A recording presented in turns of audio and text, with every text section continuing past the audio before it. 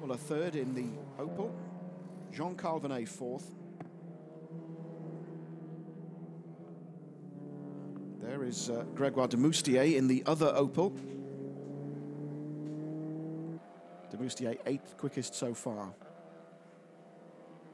Dan Lloyd ninth in the Lukoil Craft Bamboo Seat, just ahead of his two teammates, Pepe Oriola 10th, James Nash 11th. Oh, Vivish just gets it locked up, just gets it sideways. As does David Kajaya, exploring the gravel trap.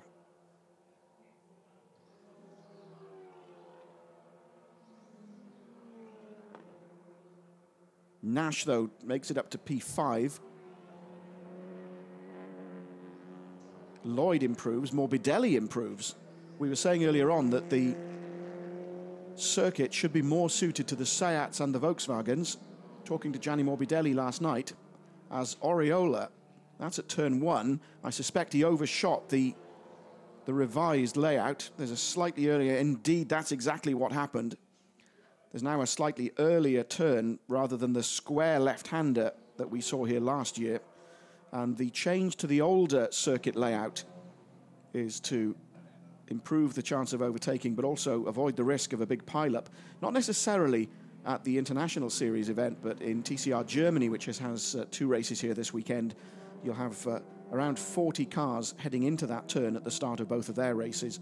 And so the decision taken quite early on to go to the older circuit layout of the rather smoother turn 1 rather than the abrupt left-hander. So, Rob Huff, quickest so far in this first free practice session. Oriola P2.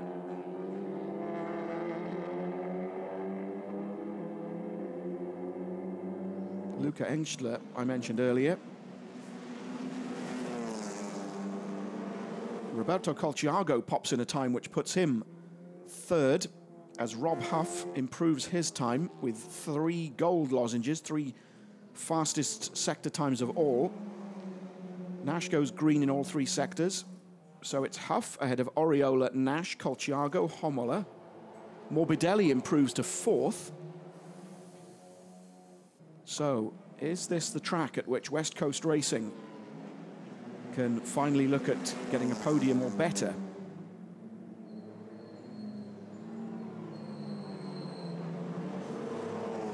Now, my timing screen isn't actually giving me the information I want. It's telling me all sorts of fabulous information about what time the cars left the pits and so forth, but that's not really what I need. As Comini makes a practice start, comes out of the pit lane and just joins the circuit at the entrance to the long right-hander at turn 2.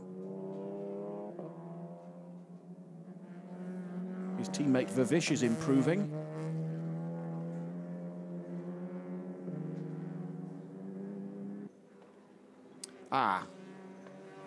Jens Renaud Moller, just as it looked likely that because of where he was, if he couldn't get it out of the gravel trap, that was at the very least a safety car. This is where he gets it all wrong. And we've seen a few cars come to grief on that right-hander, but Jens Renaud Moller heading back, I suspect, to the pits to clean the gravel out of the car, as 2 of the 3 Leopard cars currently in the pits. Luca Engstler, look at this. Gold in sectors 1 and 2. Comes onto the start-finish straight. This another teenager, Luca Engstler, making his debut in the International Series, and quickest of all. Wow, that's laying down a marker. Luca Engstler driving for his dad's Liqui-Moly Engstler team, driving in fact for the junior team. An impressive setup from the team in the paddock this weekend, as there is from Target competition. Not running any cars in the International Series, but they're running a combination of Hondas and Audis in TCR Germany. So Luca Engstler, that's a tremendous boost for that young man's confidence. Ahead of the 4 races that he'll contest this weekend, Luca Engstler goes quickest. Everybody improving. Nash, green in sector 1. Vervish, green sectors 1 and 2. Colchiago, green sectors 1 and 2.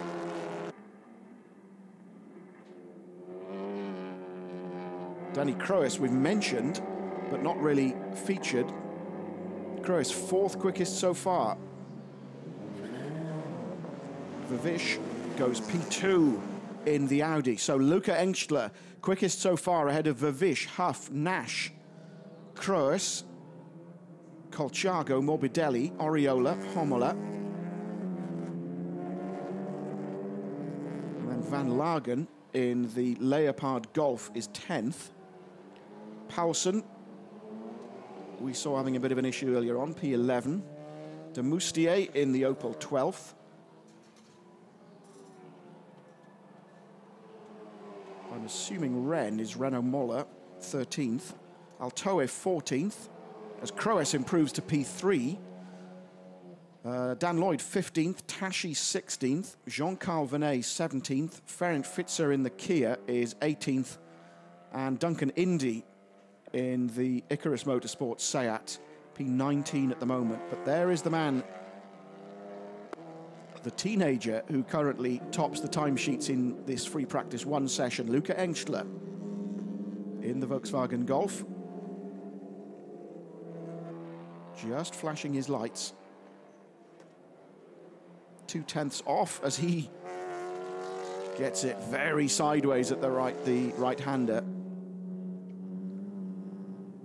Now there's de Moustier, having possibly had a problem. That'll be why. On the wrong side of the car, the car from our earlier camera shot. So a puncture for de Moustier. He'll limp back to the pits. Giacomo Altoe improves to P12. But at the moment, it's of the 3 Lukoil Craft Bamboo cars, it's James Nash who's quickest.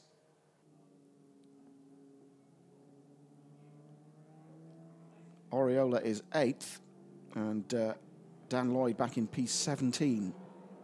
Comini improving, green in sectors 1 and 2. A giant 2 seconds quicker than his previous better time in sector 2. So an empty track ahead of him. What can our reigning TCR champion do? There's the pit lane entry. He comes round turn 14 then. Takes the timing loop.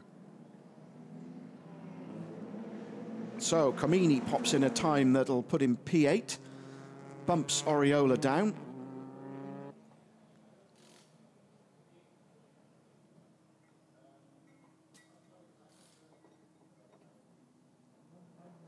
So we're rapidly heading towards the halfway point in this first free practice session. Luca Engstler, surprisingly perhaps, is quickest of all. There is Fitzer in the Kia Ceed. Only the 2nd appearance, remember. It made its debut last time out in Hungary 3 weeks ago. Jean-Carl Venet improves to P10. Altoe briefly P12, back down to P13 for him. If you're just joining us and you're wondering about the time scale, we had a fire in the local area last night, possibly caused by a thunderstorm in the early hours. We understand that the fire was quite severe and damaged the local electricity infrastructure, whether it damaged a cable or a substation, we don't know, but we were without any power, not just us at the circuit, but the local hotel, the town of Oschersleben itself. And so what should have been FP1 at 9:15 started at 11 o'clock. And so FP2 will now start at 12:35 with qualifying on schedule at 3 o'clock local time this afternoon.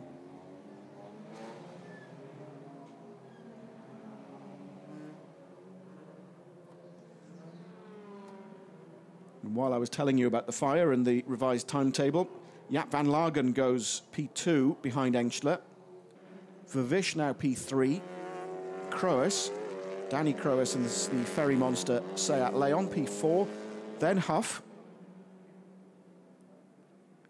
as we're looking at Van Lagen. Just gone quicker still in his first sector.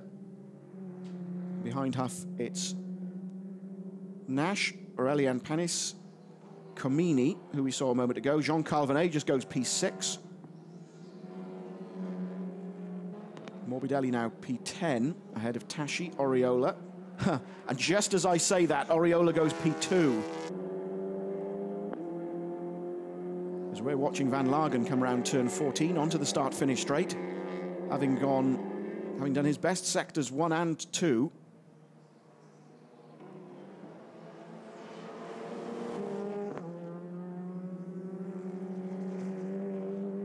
Couldn't improve from P3, so Luca Engstler still fastest in this free practice 1 session.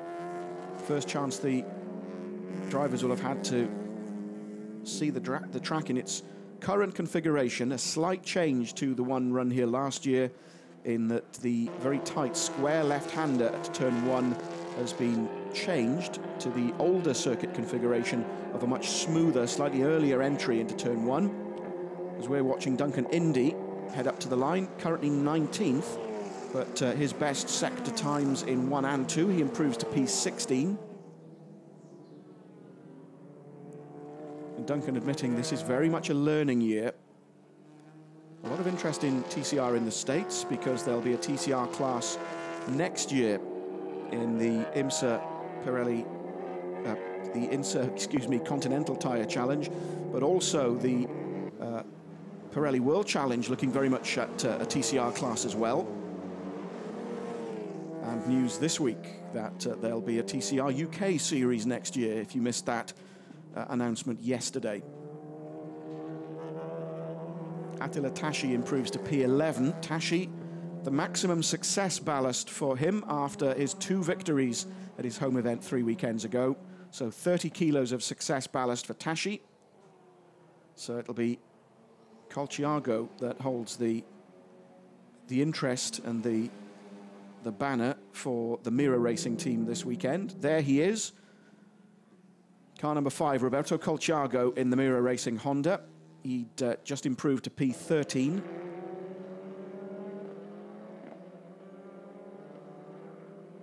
It's interesting, the parallels between Mira Racing and West Coast, where you have the wise old driver, there's no easy way of saying it, there's no polite way of saying it, Roberto Colciago alongside Attila Tashi, just 18 years of age. And then at West Coast, you've got Gianni Morbidelli, again a driver who's been around a while, partnering 16-year-old Giacomo Altoe. Now there's Danny Croes in the Ferry Monster Seat. Croes at the moment P6, having improved in both sectors 1 and 2. He heads for the line. Oh, has he lost that advantage just by bumping over the curbs? He improves 1 position to P5. Jean Calvinet, there he is behind, improves to P6. And Frederick Vervisch dropping to P7 as a result. Still early days in this 7th race weekend of the 2017 TCR International Series. At the final European round of the season, there's then a 7-week break throughout the entire month of August, and the season resumes at Buriram in Thailand. Wow, you can see the glistening sweat on the face of Gianni Morbidelli. It's a very muggy day, a very humid day here at Oschersleben. Cooler than it was yesterday. That thunderstorm in the early hours has clearly had an effect. Now Dan Lloyd, what can he do? Something like 9/10ths quicker in sector 2 this time round. Around turn 14, takes to the curb and heads for the line, and indeed improves to P5. So Lloyd now the best of the, excuse me, I'm ignoring Oriola. Oriola second, Nash is P9, but Lloyd in the middle of the two at P5.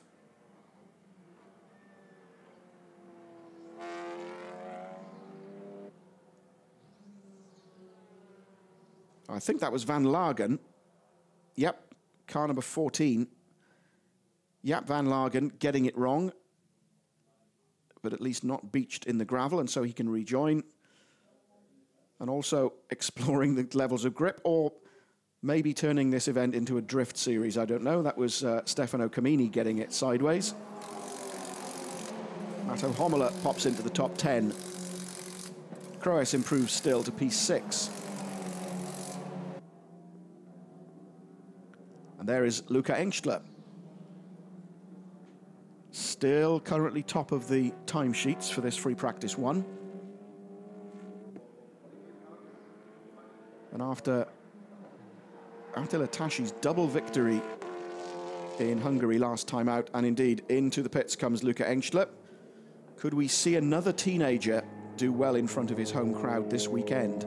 Clearly, Dad France feels that Luca is ready for the big time. He's running this year in TCR Germany, and he's actually got 2 cars here this weekend. Rather than risk running the 1 car in all 4 races, he's got a car for TCR Germany and a car for TCR International. And a puncture for Moller, again front right.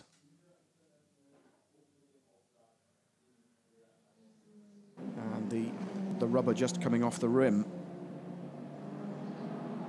Duncan Indy in the pits, currently P18.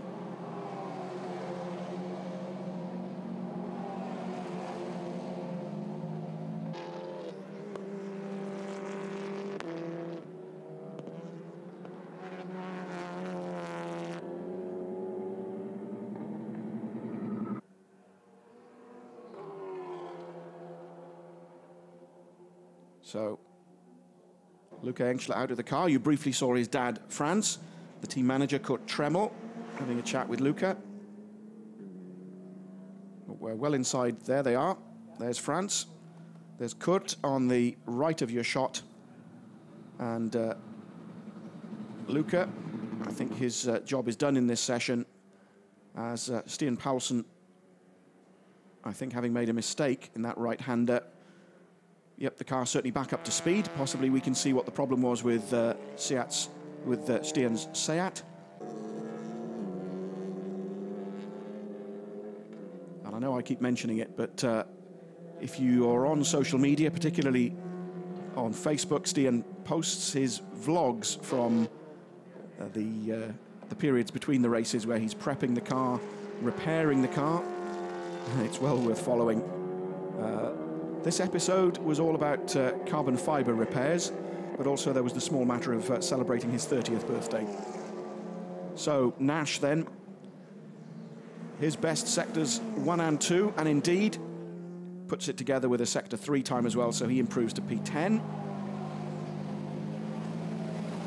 So running repairs going on to Fitzer's car.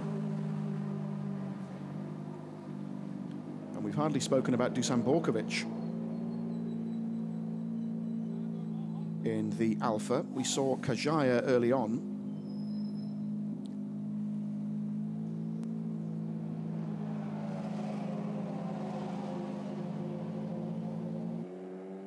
As you saw Moller's Honda in the background being pushed in. Now, Aurelien Panis, famous racing driving surname, of course. His father in Formula 1, but Aurelien having switched to the TCR International Series and to the Boutsen-Gignon team. We saw the team at their home event at Spa, and they've elected to come to the TCR International Series for the remainder of the year with Panis. So what can he do this weekend?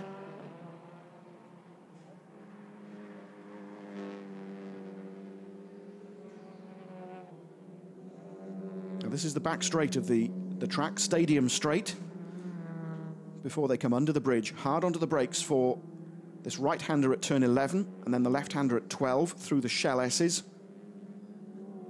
Oh, and Camini getting it all wrong and taking to the gravel.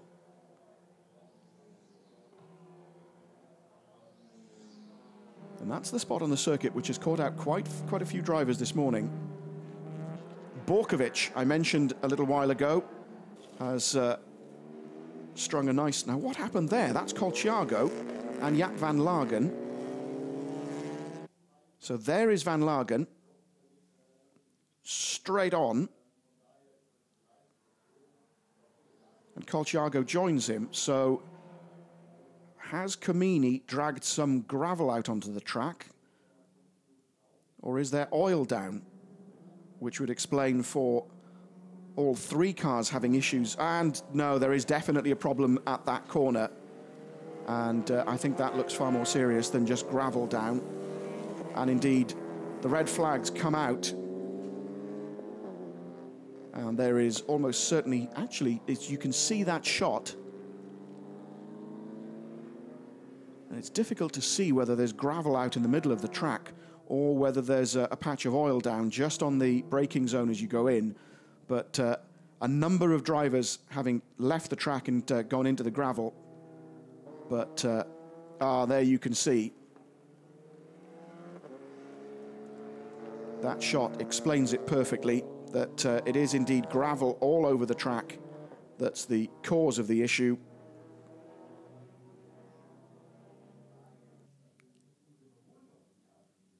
And you can see that's one of the Opels going off, followed immediately by, and hopefully not a collision with the barrier, but everybody having issues at that corner. No, indeed, that was Oriola making it safely through, and Dan Lloyd beached well and truly in the gravel, so that car will need to be recovered. And with the time ticking down, and particularly because of the earlier issues with timing, the session will not resume as of the timing screen. So that is it for free practice 1. The red flags come out with something like 4 minutes or so on the clock remaining, but the session will not restart. And so the road sweeper will be out very quickly into that section to clear up the gravel as the marshals appear to recover Dan Lloyd's car. Dug quite deeply into the gravel there. And it'll be interesting to see exactly when the problem occurred. But the fact that Comini was sideways going into that section and taking to the gravel suggests that it was already there. Maybe Comini added to the problem. So then a premature end, a slightly premature end to this rescheduled free practice 1 here at Oschersleben. But the headline that you'll be reading very shortly is that the fastest time in the session was set by Luca Engstler, a lap time of 1:32.043. Pepe Oriola, second quickest. Jaap van Lagen, returning to TCR International Series. And Rob Huff, the two Leopard drivers, third and fourth. And that's just running through the times for you. Ferenc Fichtzer, slowest of the 23. You saw the car receiving some attention. A happy father, on top of a happy team manager. Luca did a very, very strong time. Of course, I feel so happy for my son. Luca did a great job. He worked so hard, and it's a pleasure to be here in the TCR International. And in the first free practice to bring the car in position 1, it's really, really great. We work so hard, and it's our home race, and we did a lot of tests. But anyway, the flying lap was great, and I feel really, really happy. And he will have a busy weekend because he's busy in 2 championships. Of course, our target is to win the rookie in the TCR Germany, and it's a really tough weekend for him. He have 4 races on this weekend, and now he have to jump in the German car to have the qualifying. But anyway, he's 17 years old, and his dream is to be a race car driver, and now he have to work hard and give his best, and we will see what's going on the weekend. And as a driver yourself, or a former driver, I don't know how we have to define you nowadays, of course you must be very proud. Yeah, of course.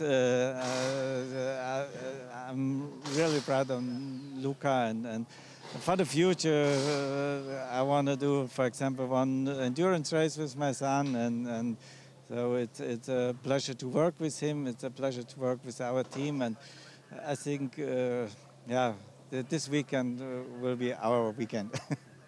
Good. Well done. All the best for the weekend. Thank you, friends. Thanks a lot. Alfredo Filippone there with the question, and a politician's question, I think. A former driver, Franz. Well, maybe not former. And you heard it from the man himself that he'd like to do an endurance race with his son. That would be quite a double act, wouldn't it? Franz and Luca Engstler. But the headline from this Free Practice 1 at the Oschersleben Motorsport Arena is that it's Luca Engstler, the 17-year-old who drives for his father's junior Liqui-Moly Engstler team, that is quickest so far. And the session having come to a premature end because of gravel on the track. But that's Aurélien Panis. And indeed, the marshals and the road sweeper already out on track, getting rid of that gravel. And there is an awful lot to get rid of before the rest of the day's delayed program can get underway. If you are just joining us and wondering what is happening about the program because of the overnight power cut, yes, that's where the gravel came from. And so potentially there was an issue on the approach to that corner which caught out Stefano Camini, but then he did nobody any favours by spraying the gravel all over the track. Van Lagen, Dan Lloyd, Colciago, there he is, all going off at the same corner. And so the race director had no option but to bring out the red flags, and that's what caused the premature end to this delayed Free Practice 1. Because of the power cut, the timetable looks very different. Free Practice 2 will now be at 12:35 local time, with qualifying on schedule at 3 o'clock. But confirmation then that it's Engstler from Oriola, Van Lagen, Huff, Panis, Lloyd, Paulsen, Giacomo Altoe, Dusan Borkovic and Frederick Vervisch that were the top 10 in Free Practice 1, with 1.8 seconds covering those 10. Danny Croes, Jean-Carl Venet, James Nash, Matteo Homola, Attila Tasci, Roberto Colciago, Stefano Camini, Gianni Morbidelli, David Kajaya and Duncan Indy rounding off the top 20. And the remaining 3 cars, Gregoire Demoustier in the Opel, Jens Renault Moller in the Honda we saw earlier on having the problem with the puncture, and technical problems of some sort for Ferenc Fitzer in the Kia. That's it then for Free Practice 1. We'll see you in about an hour's time for Free Practice 2.